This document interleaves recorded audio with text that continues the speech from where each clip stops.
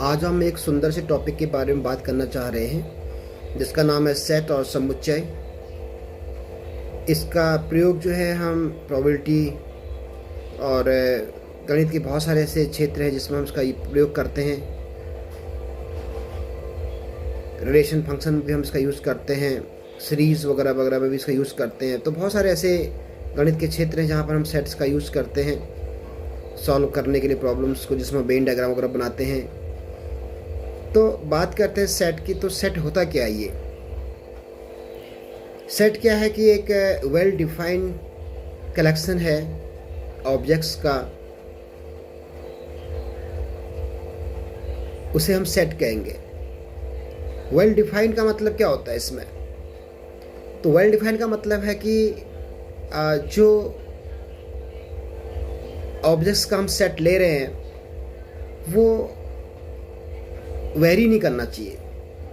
मतलब मेरे अनुसार कुछ और, आपके अनुसार कुछ और, किसी थर्ड पर्सन के अनुसार कुछ और।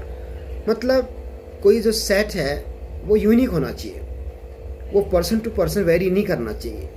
उसे हम कहेंगे well defined collection of objects. और ऑब्जेक्ट्स भी कैसे होने चाहिए? They are distinct. डिस्टिंक्ट का मतलब होता है नॉट डुप्लीकेट। वो जो कलेक्शन हम बनाएंगे, जो सेट हम बनाएंगे, वो जो उनके ऑब्जेक्ट्स होंगे वो डिस्टिंक्ट होंगे आपके, मीन्स डुप्लीकेट नहीं होंगे। उसे हम सेट कहेंगे।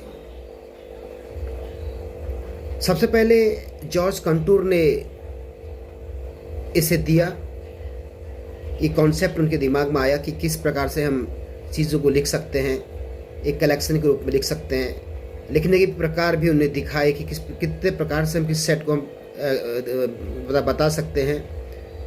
तो ये चीज़ें एक सेट में हम बात करेंगे। जैसे बात करते हैं कि वेल डिफाइंड की बात हम कर रहे हैं, जैसे हमने कहा कि the intelligent people of India. तो इंटेलिजेंट पीपुल ऑफ इंडिया एक वेल डिफाइंड सेट नहीं होगा। क्यों? क्योंकि अब हम किसे इंटेलिजेंट कहें? इंटेलिजेंट में तो कोई भी हो सकता है भाई, एक्स वाई जेड इंटेलिजेंट हो सकते हैं आपके अनुसार, मेरे अनुसार ए बी सी इंटेलिजेंट हो सकते हैं, किसी के अनुसार रामू, करीम, श्याम, है ना, रघु और बोडा, कुछ भी इंटेलिजेंट हो सकते हैं। तो किसी के अनुसार कोई इंटेलिजेंट हो ही नहीं सकता है ओके भाई मैं ही इंटेलिजेंट हूँ, तो ये वेरी कर रहा है, तो ये सेट नहीं होगा। तो इस प्रकार का जो सेट होगा तो इंटेलिजेंट ये नहीं है, तो ये सेट नहीं होगा। तो इस प्रकार से हम बात कर सकते हैं।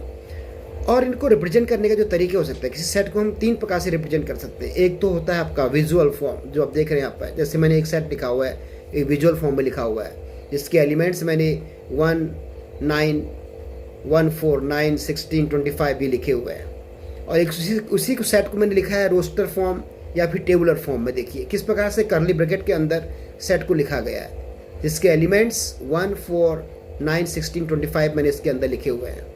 ये टेबुलर फॉर्म या फिर रोस्टर फॉर्म कहलाता है। और सबसे जो आजकल जो मैथमेटिकली हम लिखते हैं, जो बहुत ज़्यादा क्वेश्चंस में हमको मिलता है और जिसका हम सबसे ज़्यादा यूज़ करते हैं, वो है आपका सेट बिल्डर फॉर्म या फिर प्रॉपर्टी फॉर्म। जैसे लिखा गया, इन्हीं चीज़ों को हम इस तरह से भी लिख सकते हैं। Set A is equal to, एक कर्ली ब्रैकेट के अंदर लिखेंगे X square such that X belongs to N, और x जो है वो लेस इक्वल देन है 5। मतलब x की वैल्यू हम 1 से लेके 5 तक अगर रखते हैं यहाँ पे, उसका स्क्वायर करते हैं, तो देखिए वही चीज़ें आएंगी। 1 का स्क्वायर 1, 2 का स्क्वायर 4, 3 का स्क्वायर 9, 4 का स्क्वायर 16 और 5 का स्क्वायर 25। तो मतलब सेट बिल्डर फॉर्म और प्रॉपर्टी फॉर्म हम इसको लिख दिया है।